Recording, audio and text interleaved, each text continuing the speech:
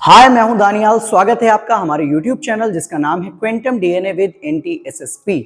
Class BSc semester third के बच्चों के बहुत मैसेजेस आ रहे थे कि किस तरीके से केमिस्ट्री का पेपर आता है और केमिस्ट्री के पेपर के लिए इंपॉर्टेंट क्या हो सकता है।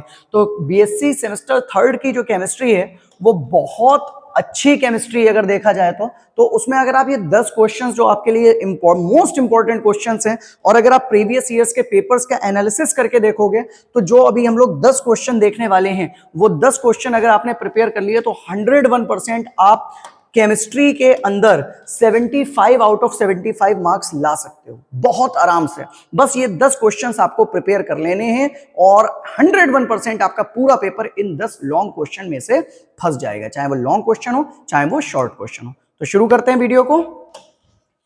सबसे पहले आप यहां पर देखो, ये एक पीडीएफ बनाई है आपके लिए और इसमें 10 मोस्ट इंपॉर्टेंट क्वेश्चंस हैं बीएससी सेमेस्टर थर्ड के लिए। तो उसमें आप एनईपी का सिलेबस है, ये न्यू एजुकेशन पॉलिसी का, तो उसमें कोई कंफ्यूज होने वाली बात नहीं है कि किस यूनिवर्सिटी में के लिए इंपॉर्टेंट है। हर यूनिवर्सिटी में आपके लिए बीएससी थर्ड सेमेस्टर के लिए केमिस्ट्री के लिए ये इंपॉर्टेंट है। तो अभी यहां पर हम लोग देखें, इसको हमने दो सेक्शन में स्प्लिट कर दिया आपके पूरे पेपर को। एक तो रखा है केमिकल डायनेमिक्स, जो आपका पूरा पेपर का टाइटल है ना, ठीक है, chemical dynamics and coordination chemistry, दोनों अलग अलग फेजेस हैं। तो हमने क्या करा है, एक केमिकल डायनेमिक्स को अलग कर दिया और कोऑर्डिनेशन केमिस्ट्री को अलग कर दिया है और दोनों के स्प्लिट करके जो आपके लिए क्वेश्चंस बनाए आप वो टोटल मिलाकर 10 क्वेश्चन आपको तैयार करने हैं और आपका ये पेपर 101%, चाहे वो मिड टर्म एग्जाम हो चाहे वो आपका यूनिवर्सिटी मेन एग्जाम हो, 100% क्लियर हो जाएगा। तो अभी यहां पर शुरू करें वीडियो को। देखिए पहला कह रहा है drive the integrated rate law for first order reaction. बहुत इंपॉर्टेंट है ये। दो क्वेश्चन आपको यहां पर तैयार करने हैं, एक तो फर्स्ट ऑर्डर रिएक्शन के लिए इंटीग्रेटेड फॉर्म, दूसरा आपको जीरो ऑर्डर रिएक्शन के लिए भी इंटीग्रेटेड फॉर्म का फॉर्मूला देख लेना, ऑलमोस्ट सेम होती है प्रोसेस, ठीक है। तो यहां पर जो इंटीग्रेटेड फॉर्म का फॉर्मूला होता है फर्स्ट ऑर्डर रिएक्शन के लिए वो आपने पढ़ा होगा, KT is equal to natural log R0 by R। ये फॉर्मूला आपको बिल्कुल रट्टा मार लेना है, बिल्कुल तैयार कर लेना है इसको। अगर ये आपका तैयार रहता है फॉर्मूला, या इसको इस तरीके से भी हम लोग लिखते हैं, KT is equal to natural log R0 minus natural log R। तो ये इसके ऊपर ही हमारा इसके ग्राफ्स बनते हैं। तो आपको इस फॉर्मूला के ग्राफिकल रिप्रेजेंटेशन के उसमें जो स्लोप बनता है वो नेगेटिव बनता है या पॉजिटिव बनता है, ठीक है। और इस फॉर्मूला को कैसे हम लोग ड्राइव करते हैं, स्टार्टिंग से लेकर चलना, कहां से, जैसे रिएक्टेंट से प्रोडक्ट जब आपने लिया और वहां से आप पूरा इसका डेरिवेशन को जब आप सॉल्व करके लाओगे 101% ये आपके एग्जाम में आपको पूरा नंबर देकर जाएगा, ठीक है। तो ये फर्स्ट ऑर्डर रिएक्शन की इंटीग्रेटेड फॉर्म बिल्कुल तैयार कर लेना। उसके साथ साथ explain how the rate constant is determined experimentally. Rate constant को कैसे डिटरमाइन किया जाता है इसको आपको ध्यान रखना। फर्स्ट ऑर्डर रिएक्शन के लिए एक बात आपको और याद रखनी है कि जो इसमें हम लोग जनरल जो फॉर्मूला लेते हैं वो क्या लेते हैं, D reactant by over dt is equal to K, और जो हमारी रिएक्टेंट की कंसंट्रेशन होती है वो उसके फर्स्ट पावर के क्या होती है, डायरेक्टली प्रोपोर्शनल होती है। तो इस बात को आपको बिल्कुल दिमाग में बसा लेना है। तो इसके ऊपर आपके कई एक क्वेश्चन बन जाएंगे। अगर यही जीरो ऑर्डर रिएक्शन होती तो यहाँ पर R रेज टू पावर क्या हो जाती है हमारी, 0, ठीक है। तो वहां पर कंडीशंस कुछ और होती हैं, यहां पर कंडीशंस कुछ और हैं। दूसरी चीज, जब भी आपसे कभी ऑर्डर ऑफ रिएक्शन के बारे में पूछा जाए तो आपको एक चीज ध्यान रखनी है, ऑर्डर जो एक्सपेरिमेंटल वैल्यू है, ऑर्डर को कभी हम लोग ऐसे देखकर नहीं बता सकते रिएक्शन को कि ये रिएक्शन का ऑर्डर क्या है। जैसे सपोज करो हमने यहां पर लिया nitrogen plus 3H2 gives 2NH3, ये एक हमने सिंपल सी हैबर प्रोसेस की इक्वेशन ले ली। अब इस इक्वेशन में अगर तुम देखोगे तो यहाँ पर मॉलिक्यूलरिटी कितनी है भाई, एक मॉलिक्यूल नाइट्रोजन का यूज हो रहा है, 3 मॉलिक्यूल किसके यूज हो रहे हैं, हाइड्रोजन के। तो मॉलिक्यूलरिटी कितनी हो गई यहाँ पर, 4, ठीक। लेकिन अगर कहा जाए ऑर्डर यहाँ पर कितना है, इस रिएक्शन का ऑर्डर कितना है, तो वो हम एक्सपेरिमेंट से बताएंगे कि ये एक मॉलिक्यूल नाइट्रोजन का और 3 मॉलिक्यूल हाइड्रोजन के, क्या ये पार्टिसिपेट कर भी रहे हैं रिएक्शन में। तो ऑर्डर एक अलग चीज है। ऑर्डर देखो सिंपली क्या होता है कि कितने रिएक्टेंट एक्टिवली पार्टिसिपेट कर रहे हैं और कितने रिएक्टेंट ऐसे हैं जिनकी कंसंट्रेशन का इंपैक्ट रिएक्शन के रेट के ऊपर पड़ने वाला है। अब मेरी बात समझ पा रहे हो। जैसे सपोज करो आपने 10 लोगों ने मिलकर अभी सेमेस्टर में आपने क्या करा होगा, मिड टर्म के लिए कोई प्रोजेक्ट बनाया होगा, स्कूल में कहा गया होगा कि भाई ये प्रोजेक्ट बना कर लाओ, ये बना कर लाओ। तो 10 लोग ने मिलकर आपने क्या करा, अपना एक प्रोजेक्ट बनाया, ठीक। तो आपकी मॉलिक्युलरिटी कितनी हो गई, 10। क्यों? क्योंकि वहां पर 10 पार्टिसिपेंट्स के नेम्स नोट हैं। तो मॉलिक्युलरिटी, जितने मॉलिक्यूल्स हम रिएक्टेंट में लेते हैं वो ही होती है मॉलिक्युलरिटी। तो मॉलिक्युलरिटी कितनी हो गई, आपने अगर 10 लोगों ने मिलकर बनाया तो मॉलिक्युलरिटी हो गई 10, ठीक। अब लेकिन उस 10 में से ना आपके साथ बहुत से लोग होंगे, जैसे अगर गर्ल्स और बॉयज का ग्रुप एक साथ है तो जो 2-3 लड़के होंगे उनकी जिम्मेदारी क्या होगी, भाई सामान मटेरियल जो बनना है उसके लिए मटेरियल अरेंज करना, लेकर आना। गर्ल्स की क्या होती है जिम्मेदारी कि भाई आपको उसको डेकोरेट करना, अच्छे से बनाना है, ठीक है, उसको बिल्कुल बेहतरीन फॉर्मेशन देनी है जो बॉयज नहीं कर पाते जनरली, ठीक है। और 1-2 लड़के भाई तुम्हारे साथ उसमें ऐसे भी होंगे जिन्होंने अपने जो भी हिस्से में पैसे आए 100-50 रुपए वो उन्होंने दे दिए, बोले अब मेरा कोई इस चीज से लेना देना नहीं है, पैसे ले लो, मेरा नाम होना चाहिए यहाँ पर। तो वो क्या हो गई, वो मॉलिक्युलरिटी में तो है लेकिन कितनी देर में बनेगा ये प्रोजेक्ट, इस प्रोजेक्ट में उनका पार्टिसिपेशन क्या है, कुछ नहीं। तो वो रेट को डिटरमाइन नहीं करेंगे, ठीक है। तो ऑर्डर क्या होता है, ऑर्डर वो होता है जितने बचे हुए बच्चे हैं जो पार्टिसिपेट कर रहे हैं, एक्टिवली पार्टिसिपेट कर रहे हैं, पूरी जान लगाकर काम कर रहे हैं, वो रिएक्शन का ऑर्डर होता है। तो रिएक्शन के ऑर्डर को हम देखकर नहीं बता सकते, देखकर तुम ये बता सकते हैं भाई 10 बच्चे थे इस प्रोजेक्ट में, लेकिन उसमें से जो मेहनत करने वाले थे वो तो 3 ही थे, तो ऑर्डर क्या हो गया उसका, थर्ड।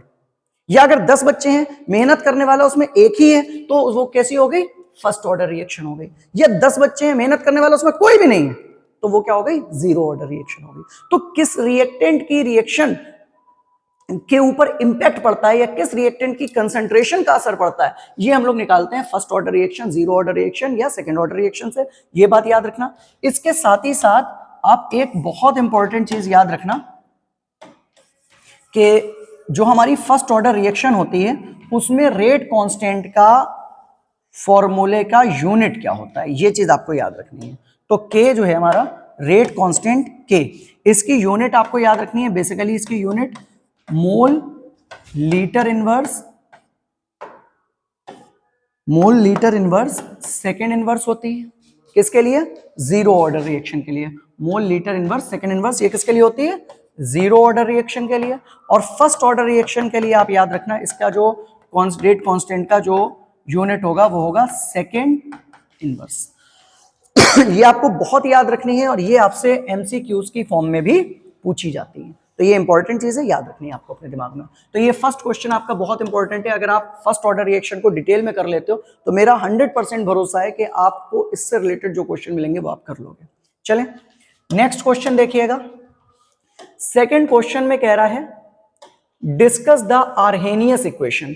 आर्हेनियस इक्वेशन को आपको बतानी है और एक्सप्लेन करना है how the activation energy and temperature affect reaction rates. जब आप फर्स्ट ऑर्डर रिएक्शन निकालोगे तो वहीं से आपको आर्हेनियस इक्वेशन भी आप निकाल सकते हो। आर्हेनियस इक्वेशन में सिंपल सा जो हम लोग का फॉर्मूला होता है वो होता है K इज इक्वल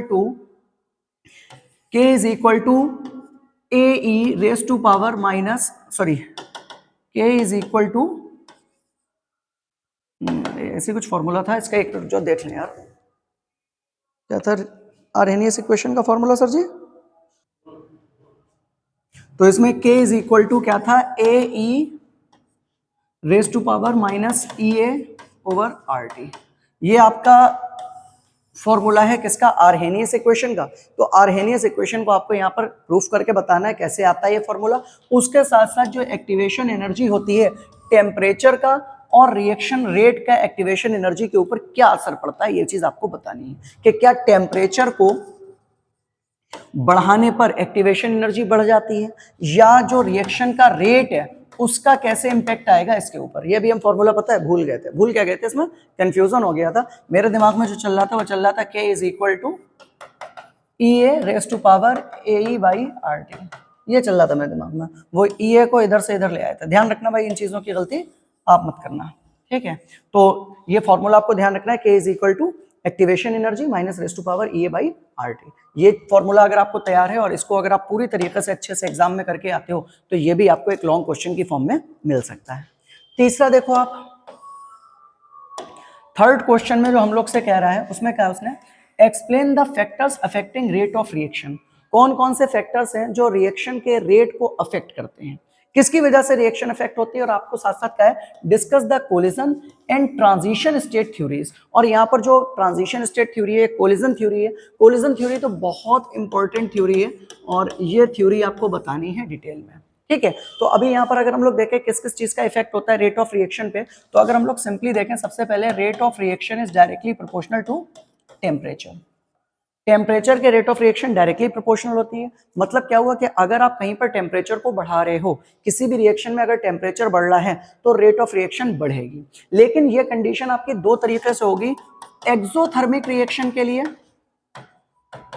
ये प्रोसेस अलग काम करेगी और एंडोथर्मिक रिएक्शन के लिए ये प्रोसेस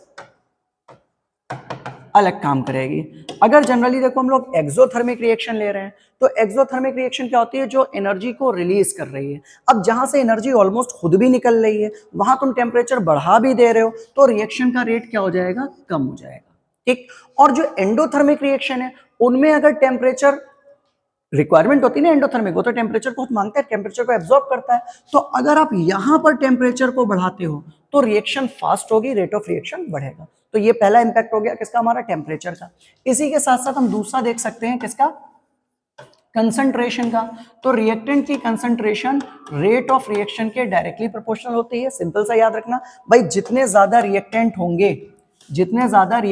रिएक्टेंट की कंसंट्रेशन बढ़ेगी, उसका मतलब है हमारा रेट ऑफ रिएक्शन भी बढ़ेगा। क्यों बढ़ेगा, क्योंकि ये जो थ्योरी है ना कोलिजन थ्योरी, ये जो ऊपर अभी हम लोग बात कर रहे हैं जिसकी कोलिजन थ्योरी की, कोलिजन थ्योरी में सिंपल सा एक बताया गया है कि जब रिएक्टेंट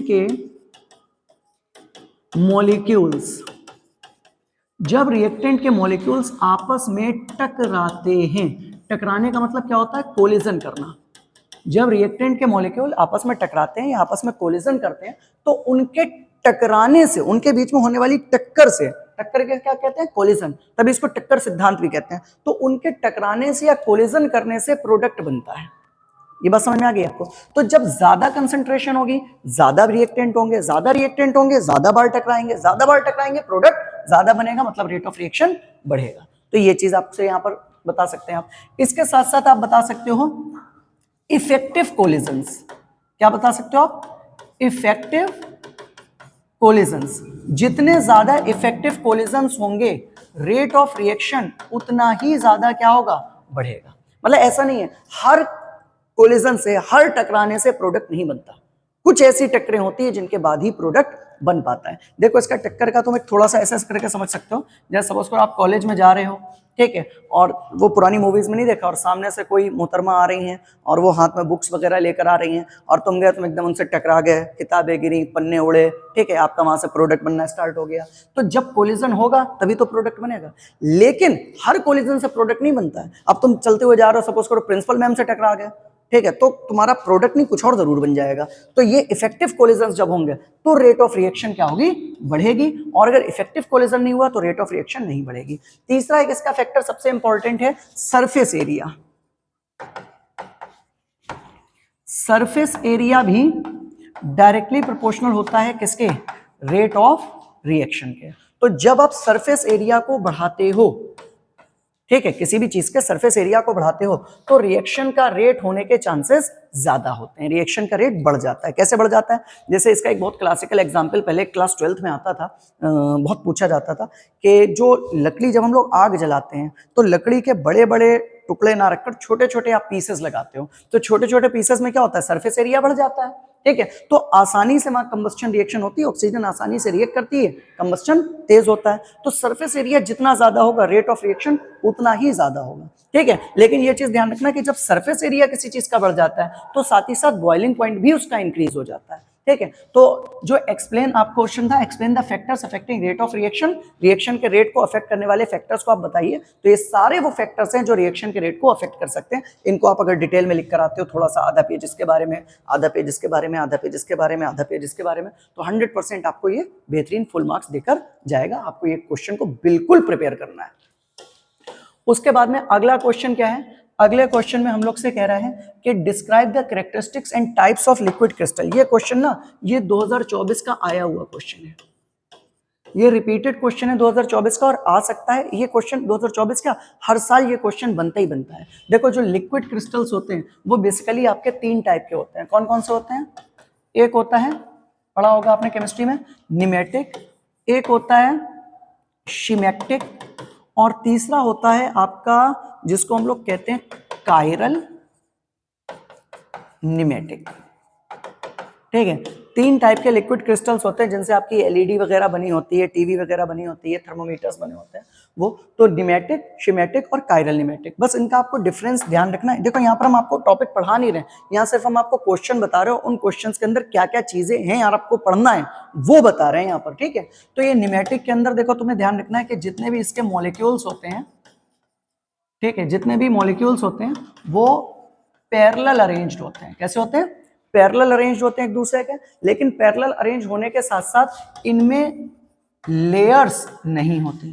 ठीक है, सारे मॉलिक्यूल्स पैरेलल अरेंज होते हैं लेकिन लेयर्स नहीं होती, ये ध्यान रखना आप इसके लिए, निमेटिक लिक्विड के लिए। दूसरा हमारा कौन है? शिमेटिक लिक्विड। शिमेटिक लिक्विड के अंदर जनरली क्या होता है कि जो मॉलिक्यूल्स होते हैं वो पैरेलल भी अरेंज होते हैं एक दूसरे के, और पैरेलल अरेंज होने के साथ साथ उनमें लेयर्स भी प्रेजेंट होते हैं। ठीक है, उनमें लेयर्स प्रेजेंट होते हैं, ये शिमेटिक की आपकी हो गई पहचान।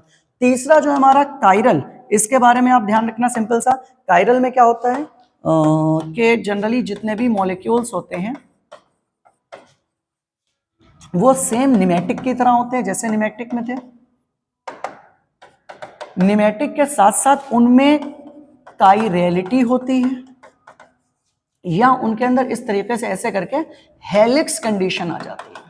तो ये चीज आपको यहां पर ध्यान रखनी है। ठीक है, तीनों टाइप के आपको लिक्विड ध्यान रखने हैं, उसके साथ साथ आपको एप्लीकेशन बतानी है कि भाई निमेटिक लिक्विड का एलसीडी में यूज होता है या नहीं होता है, इसका थर्मोमीटर में यूज होता है नहीं होता है, मॉडर्न एलसीडी में इसका यूज होता है या नहीं होता, कहां कहां पर किन किन मॉलिक्यूल्स का किन किन डिवाइसेस में यूज होता है, ये भी आपको साथ ही साथ इसमें बताकर आना है। ठीक है, तो ये क्वेश्चन आपका मेरे हिसाब से 100% इंपॉर्टेंट क्वेश्चन है और आपको ये बहुत फोकस के साथ प्रिपेयर करना चाहिए। अगला क्वेश्चन देखिए, लास्ट क्वेश्चन है ये आपका फर्स्ट पार्ट का, क्योंकि हमने आपसे बोला था कि हमने दो पार्ट में बांटा हुआ है आपके पूरे सिलेबस को। ठीक है, कौन कौन से दो पार्ट्स में बांटा हुआ है कि पहला तो देखो इधर किधर गया, ये आपका टाइटल क्या था, chemical dynamics and coordination chemistry. तो अभी तक हम लोग केमिकल डायनेमिक्स की बात कर रहे थे। तो केमिकल डायनेमिक्स में देखो क्या पढ़ना है, पहले तुम्हें ऑर्डर ऑफ रिएक्शन तैयार करना है, फिर तुम्हें आर्हेनियस इक्वेशन तैयार करनी है, फिर तुम्हें फैक्टर्स इफेक्ट ध्यान रखना है कि फैक्टर्स जो है रेट ऑफ रिएक्शन, अभिक्रिया की दर पर जो अलग अलग कारक होते हैं उनका क्या प्रभाव पड़ता है, ये ध्यान रखना है। फिर उसके बाद तुम्हें describe the characteristics types of liquid crystal, जितने भी लिक्विड क्रिस्टल्स हैं उनका क्या इंपैक्ट होता है, या लिक्विड क्रिस्टल्स कितने टाइप के होते हैं, वो अलग अलग डिवाइसेस में कैसे यूज किए जाते हैं, ये आपको याद रखना है। इसके बाद में अगला है discuss conductometric and potentiometric titration. ये आपने क्लास 11th में टाइट्रेशन में पढ़ा होगा, और अगर नहीं पढ़ा है तो आपको ध्यान रखना है कि दो टाइप की टाइट्रेशंस होती हैं, एक होती है कंडक्टोमेट्रिक और एक होती है पोटेंशियोमेट्रिक। वो आपको करना है। बेसिकली हम तुम्हें बताएं ना, तुम क्या करो इसमें, सिर्फ तुम पूरे प्रोसेस के अंदर टाइट्रेशन तैयार कर लो। ठीक है, उसके साथ साथ इसमें सबसे अच्छी चीज क्या है टाइट्रेशन के अंदर, ये तुम्हें मिड टर्म के लिए बहुत इंपॉर्टेंट होती है।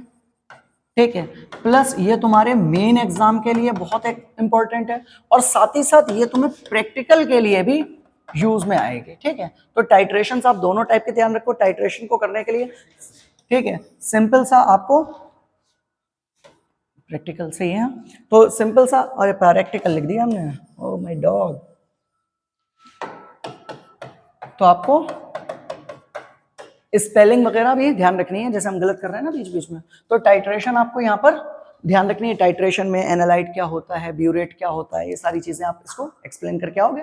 और फिर टाइट्रेशन की एप्लीकेशंस क्या है, कैसे केमिकल को एनालिसिस किया जाता है उसके अंदर, वो बताना है, और उसका पूरा प्रिंसिपल के टाइट्रेशन का पूरा मेथड डायग्राम्स के साथ में आपको बता कराना है। तो ये क्वेश्चन भी आपका बहुत इंपॉर्टेंट है, और इंपॉर्टेंट के साथ साथ ये आपका प्रैक्टिकल के लिए भी बहुत इंपॉर्टेंट है। तो ये क्वेश्चन आपके लिए इंपॉर्टेंट हो जाता है। नेक्स्ट, अब आई तुम्हारी कोऑर्डिनेशन केमिस्ट्री। कोऑर्डिनेशन केमिस्ट्री ये तुम्हें याद होगा क्लास 12th में तुमने पूरा चैप्टर पढ़ा होगा कोऑर्डिनेशन केमिस्ट्री का फर्स्ट बुक में। ठीक है, और केमिकल काइनेटिक्स आपने क्लास 12th में भी पढ़ी होगी। तो क्लास 12th की केमिकल काइनेटिक्स और कोऑर्डिनेशन केमिस्ट्री दोनों अगर आप यहाँ पर मिला लेते हो तो आपका बीएससी थर्ड सेमेस्टर बहुत आराम से हो जाएगा। ठीक है, देखो पहली थ्योरी है यहाँ पर वर्नर्स थ्योरी। ये आपको कोऑर्डिनेशन कंपाउंड्स के लिए वर्नर थ्योरी आपको तैयार करनी है, और वर्नर थ्योरी बहुत इंपॉर्टेंट है क्योंकि वर्नर ही है जो कि फादर हैं किसके, कोऑर्डिनेशन केमिस्ट्री के। तो आपको वर्नर थ्योरी ध्यान रखनी है। वर्नर थ्योरी में देखो बेसिकली मेन चीज जो है ना वो प्राइमरी और सेकेंडरी वैलेंसी होती है। तो आपको सिंपल ये याद रखना है कि प्राइमरी वैलेंसी को कैसे निकालते हैं किसी कंपाउंड के, सेकेंडरी वैलेंसी को कैसे निकालते हैं किसी कंपाउंड के। तो इसमें आप कोई भी कंपाउंड उठा लोगे, जैसे सिंपल इसमें जितने भी होंगे कोऑर्डिनेशन कंपाउंड होंगे, जैसे K4 FeCN6, ठीक है। ये अगर कोई कंपाउंड है तो इस कंपाउंड के अंदर आपको प्राइमरी वैलेंसी निकालना, सेकेंडरी वैलेंसी निकालना, ये सब आपको करना होगा। इसमें आप ध्यान रखो, ये जैसे ये K4 है, ये कौन हो गया हमारा, ये हमारा हो गया काउंटर आयन। ये क्या होता है, काउंटर आयन। तो इसकी वैलेंसी आप अलग निकालोगे। फिर आपका ये जितना भी आपके कोऑर्डिनेशन एंटिटी है या कोऑर्डिनेशन स्फीयर जिसको हम लोग बोलते हैं, ठीक है, इसके अंदर आपको बताना है कि ये जो Fe है, ये Fe कौन हो गया हमारा, सेंट्रल मेटल एटम हो गया। तो सेंट्रल मेटल एटम की वैलेंसी कैसे निकलती है, ऑक्सीडेशन नंबर कैसे निकलता है, वर्नर थ्योरी के थ्रू आपको करना है। और फिर जो आपके बचे कौन, ये CN6, ये जो बचे ये क्या कहलाते हैं, लीगेंड्स कहलाते हैं। तो लीगेंड्स का क्या इंपैक्ट होता है, ये सारी चीजें आपको यहाँ पर ध्यान रखनी है। इसी के साथ साथ जब इसका आप नोमेनक्लेचर करोगे, जब आप इसका IUPAC नेम बनाओगे, तो आपको वर्नर थ्योरी के अंदर, फिलहाल वर्नर थ्योरी के अंदर नहीं आता IUPAC नेम्स, लेकिन जब आप क्लास BSc का एग्जाम देने जाओ तो you have to know the IUPAC names of this type of compounds. आपको सबके IUPAC नेम्स 100% आना ही आना चाहिए। तो यहाँ पर इसका नाम क्या हो जाएगा, देखो सबसे पहले काउंटर आयन का नाम लगाएंगे, क्या हो जाएगा, पोटेशियम। काउंटर आयन में भी याद रखना कि काउंटर आयन अगर पॉजिटिव है तो पहले नाम लिया जाएगा, इनकेस अगर काउंटर आयन पॉजिटिव नहीं है तो पहले नाम उसका नहीं लिया जाएगा। फिर FeCN6 सेकंड नंबर पे नाम रहता है लीगेंड का। लीगेंड यहाँ पर कितने हैं, 6। तो पोटेशियम फिर हेक्सा, 6 है तो हेक्सा। CN के लिए क्या लग जाएगा, साइनो। फिर Fe के लिए क्या लग जाएगा, फेरेट। अब यहां पर तुम्हें इस चीज का याद रखना है कि अगर ऊपर कोई चार्ज नहीं है, जीरो है, या ऊपर पॉजिटिव चार्ज है, तभी आप यहां पर फेरम या फेरेट लगाओगे, ठीक है। अदरवाइज इसका कॉमन नेम आयरन रख लिया जाएगा। तीसरी चीज, इसके बाद में आप इसकी यहां पर ऑक्सीडेशन नंबर निकालकर लिख दोगे कि कितनी ऑक्सीडेशन नंबर इस पूरे कंपाउंड की आ रही है। अगर हम लोग ध्यान से देखें तो यहाँ पर कितना हो जाएगा, 6 नेगेटिव, यहाँ पर कितना हो जाएगा, 4 पॉजिटिव, तो Fe की कितनी हो जाएगी, सेकेंड, ठीक है। तो इसके नोमेनक्लेचर बहुत इंपॉर्टेंट है। साथ ही साथ नोमेनक्लेचर को लिखने का तरीका इंपॉर्टेंट है कि आपका काउंटर आयन एक तरफ लिखा होगा, कैपिटल लेटर से स्टार्ट होगा, उसके बाद पूरा coordination entity without any gap या विदाउट एनी कॉमा, आप इसको एक लाइन में आप पूरा लिख दोगे और लास्ट में आपको उसके अंदर ऑक्सीडेशन नंबर आपको उसका रोमन नंबर के फॉर्म में दिखाना होगा। तो इस तरीके से बहुत इंपॉर्टेंट कोऑर्डिनेशन कंपाउंड्स की वर्नर थ्योरी हो जाती है, आपको बिल्कुल याद रखनी है, अच्छे तरीके से उसको बताकर आनी है। अगला हमारा क्या है, अगला टॉपिक है हमारा, ये बहुत इंपॉर्टेंट क्वेश्चन है यार, ये हर साल के लिए इंपॉर्टेंट है, हर क्लास के लिए इंपॉर्टेंट है, 11th हो, 12th हो, BSc हो, 12th में भी VBT आती है, 11th में भी VBT आती है, और VBT आपकी BSc में भी आती है। VBT के लिए मेरी एक अपनी सेपरेट पूरी वीडियो बनी हुई है, ठीक है। तो अगर आप VBT को डिटेल में पढ़ना चाहते हो तो अभी डिस्क्रिप्शन बॉक्स में देखो, नीचे लिंक है, उस डिस्क्रिप्शन बॉक्स के लिंक पर क्लिक कर लेना और पूरी VBT को आप देख लेना आराम से, ठीक है। तो VBT आपको वैलेंस बॉन्ड थ्योरी आपको बिल्कुल ध्यान से रखनी है, और अलग अलग कॉम्प्लेक्सेस के लिए वैलेंस बॉन्ड थ्योरी का क्या इंपैक्ट होता है ये आपको BSc के लिए इंपॉर्टेंट है, ठीक है। तो इसका लिंक पड़ा हुआ है, और अगर आपको अभी भी नहीं मिल रहा हो लिंक, फिलहाल आप डिस्क्रिप्शन बॉक्स खोलो, सीधे देख लो, वरना आप सिर्फ यूट्यूब पर लिख दो VBT बाई दानियाल, ठीक है, और आगे आप चैनल का नाम डाल दो क्वांटम DNA, ठीक है। आपको बहुत आराम से पूरी वीडियो मिल जाएगी और उसको आप वीडियो को देखो, BSc के लिए ही जनरल बनाई गई है और आपको सारा चीज समझ में आ जाएगी। नेक्स्ट जो हम लोग से कह रहा है 8वें नंबर पर क्वेश्चन, वो कह रहा है explain CFT crystal field theory. यार ये बिल्कुल याद रखने वाली चीज है, क्योंकि crystal field theory generally D block के लिए यूज होती है।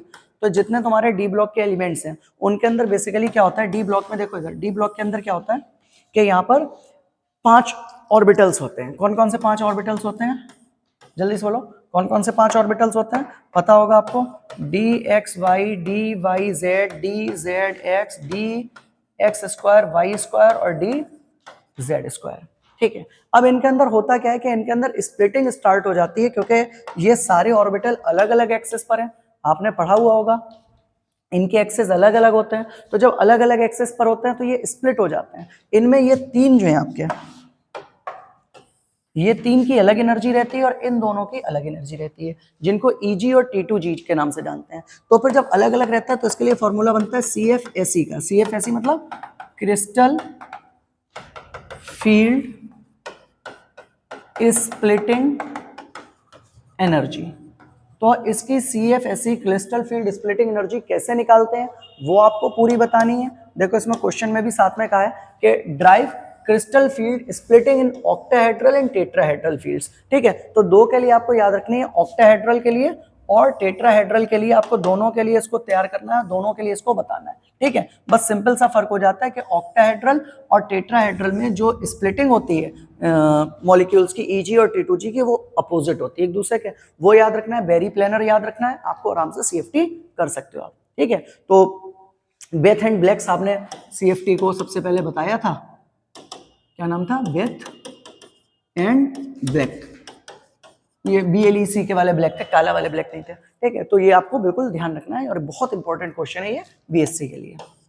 इसके साथ साथ अगला जो क्वेश्चन हमारा आया, ठीक है, दो क्वेश्चन और बचे हैं जो आपको प्रिपेयर करने अच्छे तरीके से, जिसमें पहला है discuss the thermodynamic and kinetic aspect of metal ligand bonding. तो जब कोई मेटल या लिगेंड आपस में बॉन्ड बनाते हैं तो थर्मोडायनेमिकली और काइनेटिकली उनके क्या एस्पेक्ट होते हैं, कैसे वो बॉन्ड बनाते हैं, ये क्वेश्चन आपको प्रिपेयर करना है। सिंपल सा आपको मेटल लिगेंड का नेचर ध्यान रखना है यहाँ पर, कि जो हमारा सेंट्रल मेटल एटम होता है, सेंट्रल मेटल एटम का लिगेंड के साथ में जो कोऑर्डिनेशन बॉन्ड बनता है, कौन सा बॉन्ड बनता है, जो कोऑर्डिनेशन बॉन्ड बनता है, कौन सा, लोन पेयर वाला। ठीक है, उसके क्या एस्पेक्ट होते हैं ये आपको इस क्वेश्चन के अंदर बताकर आना है और इसको भी आप प्रिपेयर करो, 100% आएगा जरूर। और जब आपका एग्जाम हो जाए ना तो आप खुद देख लेना कि कितने क्वेश्चंस आपको इसी सेम पैटर्न पर आपको मिल जाएंगे। लास्ट क्वेश्चन हम लोग के पास जो है,